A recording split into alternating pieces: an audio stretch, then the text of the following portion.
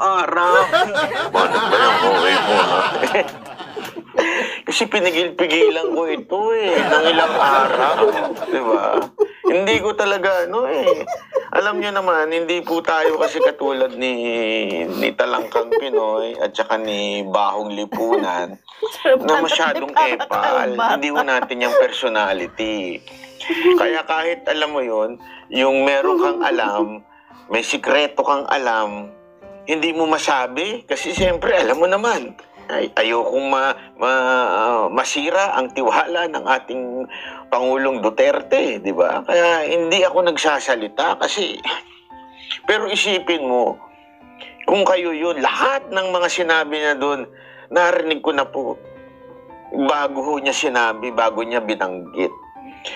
Pigil na pigil ako kung maalala ninyo nung meeting namin nung Banateros sa Brothers kasama si Pangulong Duterte. Sadali, ang likot nung kasama. Huwag ka munang gumala. Diyan ka lang. Wala po akong kasama. Joke lang po yun. Kayo naman mga kayo, intrigero. Ito, wala akong kasama. Oh. Bibiro lang tayo kasi masyadong mainit bang usapin ngayon Grabe, ang lupit. Eto na nga. So, alam nyo, medyo tayo ngayon no holds barred na usapan tayo. Okay? Kasi nga, nag-usap-usap na kami. Alam nyo naman yung Banateros, di ba? Pero before that, actually, na ito? Panahon pa lang ng kampanya. Ito na yun, sasabihin ko na, finally, makakapagsalita na ako. Kaya nga sabi nung kaibigan ko kanila, finally, makakapagsalita ka na. Siyempre, finally kasi nung una talagang hindi ako makapagsalita. Binabanggit na sa akin ni Pangulong Duterte yan. Na di umano, ito si Marcos. Di po ako nagsabi, Marcos, baka akong targetin mo dyan. Hindi ako nagsabi si Pangulong Duterte. Binabanggit na po sa akin ni Pangulong Duterte yan. Nung panahon pa ng kampanya. Bangag yan, adik yan, hindi yan sapat at hindi yan tama na maging presidente. Ito'y 2021, nung nagsisimula na po kaming nagkikita, yan na po ang sinasabi sa akin. Meron akong mga hawak na ebidensya na magpapatunay na yan po ay bangag. Gumagamit at talaga nga namang tinanong ko pa nga sa kanya kung paano gumagamit at sino nagsabi at binanggit niya na yan, yung PDEA ko. Binanggit na lahat ng intelligence nag-report na po sa kanya. Before the election 2022, sinasabi niya na po yan. Okay?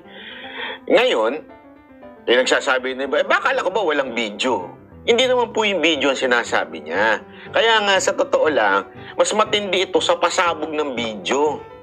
Ito po, nasa listahan mismo ng PDEA. Si Pangulong Duterte, hindi ho yan magkukot kung wala ho nabasa yan. Inireport na ho sa kanya yan. Panahon na siya'y presidente. Di ba ho?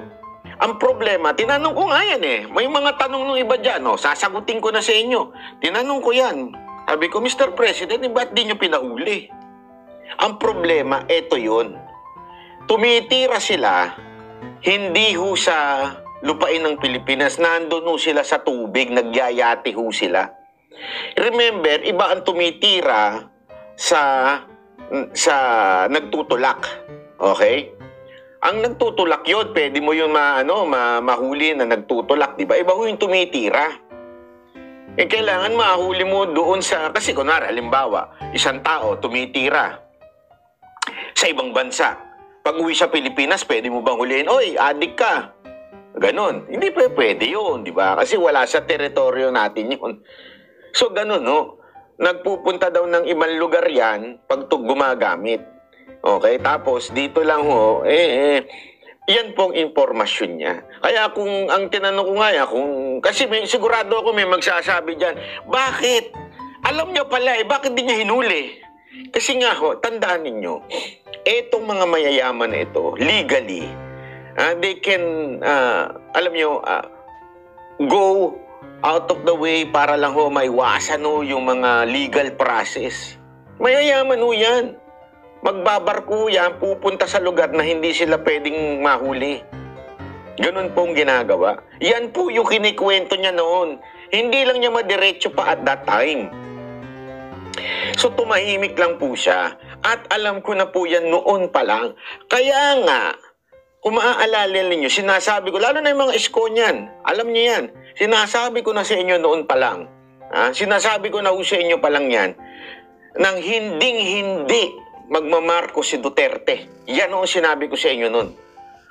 Sabi ko nga sa inyo, patatanggal ko yung channel ko pag pag magmamarcos yan si Duterte. Bakit to? Alam ko ho kausap kong personal si Pangulong hindi ho siya magsisinungaling sa akin. Bakit to? Anong dahilan? Ba't niya ako sisinungalingan? Di ba ho? Tinanong ko ilang beses before the election. Sabi ko, Mr. President, what is your advice? Kasi the people are waiting. So ito, hindi ho siya siyempre makadiretso noon, galang niya ho sa kanyang anak. Yun noon talagang totoo doon. May paggalang siya. Pero kung hindi ho sana nag-uniteam ang kanyang anak, totodo niya yun nung panahon na yun. Kaya lang pumreno lang siya. Maximum salamat po. Kung may pagkakataon lang, sabi niya nga kung yung mga huling mga usapan namin, sabi niya kung alam mo yun, there is no major. Kasi addict lang naman Yun lang naman na sinasabi niya Hindi naman niya sinasabing nagtutulak. Wala naman sinasabing niya. Addict lang naman, bangag lang naman. 'Di ba? Ibig sabihin, he is still giving chance na dito na magbago. Pinahayaan niya muna, binibigyan niya alam niyo si Pangulong Duterte, hindi naman po yan diktador katulad ni Romualdez. Binibigyan niya ng pagkakataon si Pangulong Marcos na magbago. Ang problema, dahil nga dito kay Romualdez na pinababayaan ng Pangulo, na pwede naman niya talagang sitahin at sabihin, tigil niyo yung pinagagawa niyo. Kasi ngayon, iba na usapan. Ngayon, tama yung sinabi ni Pulong, ni Baste, sabi niya.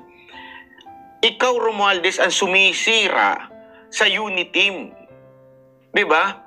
Ikaw ang gumugulo sa bayan natin. Ikaw, Romualdez, animal ka. Dagdag na lang po yun. Walang laki. Diba? Dagdag na lang po yun sinasabi ko na animal Pero totoo, tama yung sinasabi niya. Ikaw, Romualdez, ang nanggugulo sa bayan natin. Ngayon nga lantaran na. Bastusan na po sila ng Senado. Literal na bastusan na po sila ng Senado. So, wala na akong patutunguhan ito. Alam nyo, nung huling Banateros meeting with PRRD, sa totoo lang, sabi niya sa amin, ito sinabi niya sa amin to, sa tamang panahon, sasabihin ko ito. Ito yung words niya, sabi niya, sa tamang panahon, sasabihin ko ito. Ano to? Meron tayong presidenteng nasa listahan ng PDEA bilang number 1. Hindi ko number 2, number 3. Number 1 sa listahan ng PDEA. Yan ang sinabi ni PRRD. At hanggang ngayon, bangag. Alam mo, no, sinabi sa amin yun, laglag kami sa upuan. Kasi sabi ko, Mr. President, once you say that to the people, mayayanig ang buong bansa. Talagang mayayanig. Sabi ko pa nga kailan yung plano sabihin yan? Hindi, kasi siyempre, nakikimarites. Hindi ko naman sinabi, ayokong buyuin, hindi ako nang bubuyo na, ay, sabihin mo na yan. Hindi. Emily Omar, salamat po. Alam niyo kung bakit? Hindi yun ganun si Presidente. Hindi ho yun siya yung tipo ng tao na nabubuyo. Okay? Hindi ho yan ang personalidad niya. Okay? Kaya nga, natanong ko sa kanya, sasabihin niyo po ba yan, sir? Oo, kasi matagal niya na sinasabi sa akin to Before the election pa lang Sabi niya, sa tamang panahon. Kailan lang po yung meeting namin nun? Di ba? I think it was last week. Yung meeting na yun. Tapos, all along, magkakaroon ng rally. So, ako, sabi ko, kasi kanya-kanya ito. Ito bayad, kanya-kanya bayad namin to. Ito yung aeroplano ko, hotel, kanya-kanya bayad ito.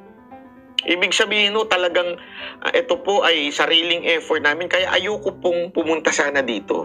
Honestly, ayoko pong pumunta. Hindi dahil sa ayoko suporta si PRRD, kaya lang medyo mahal, ilang kami, di ba?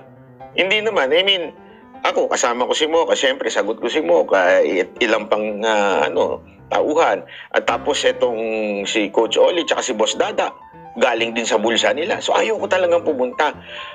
Ang plano ko nga ngayong Sunday, magtagaytay kasi malamig daw. Malamig daw talaga sa Tagaytay ngayon tsaka sa Baguio. So plano ko magmotor sana.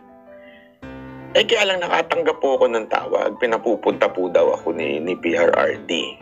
At mag-usap bago umakyat ng stage. Kaya dali-dali. Gabi ko yun, kahapon. Gabi ko lang nalaman yun. I think mga 6 nalaman ko. So, kagad ako? Book agad ako. Buti na lang kasi yung PAL, pambihira, babanatan pati PAL. No? Kasi yung PAL, kunwari ngayon, ang pamasahe 15,000. Biglang mag-i-error sa dulo, biglang magiging 18,000. Birang buhay, Ereo. PAL, ba't kayo ganun? Biro lang. Jimski, salamat po. Thank you very much. So talagang hindi po ako, ayoko po sana pumunta. Pero medyo inano na ako, medyo nagkakutob na ako nung sinabi ng sekretary na pumunta sa Davao.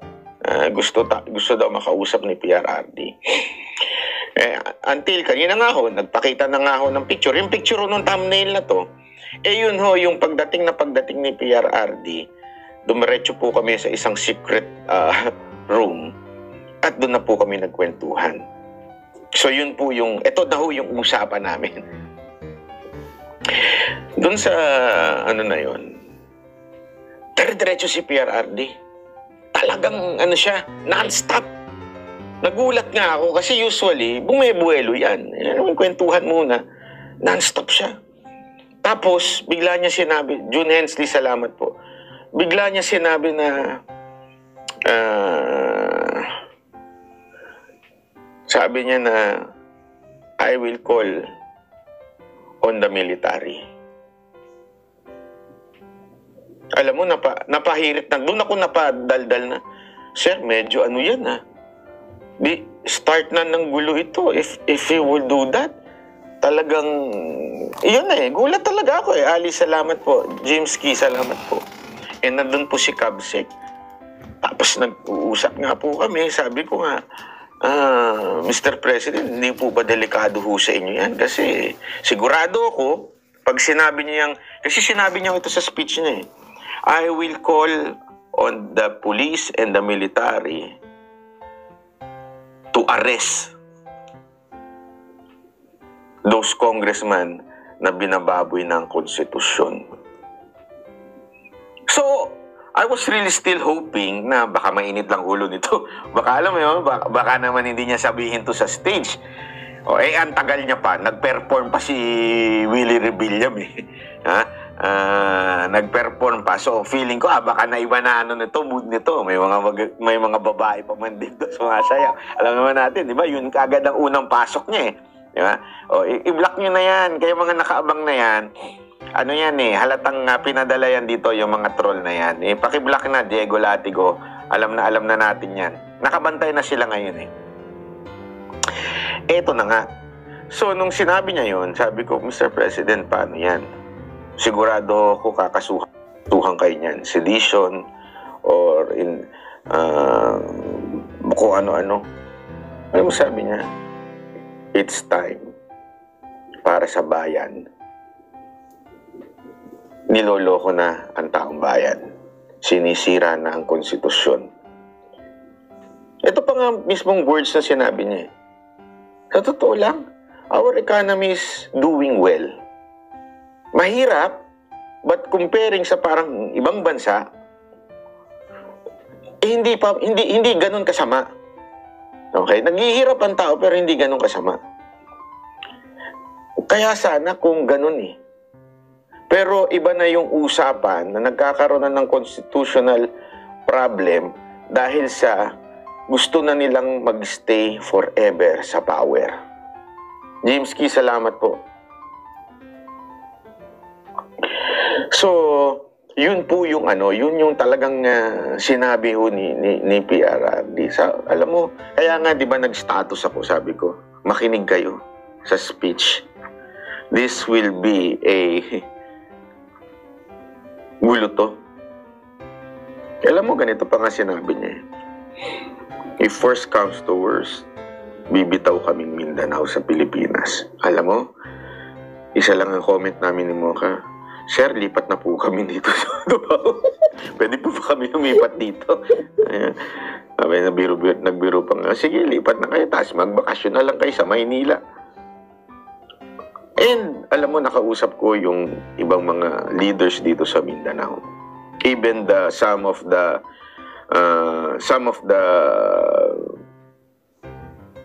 basta, yung mga leader na mga Moro.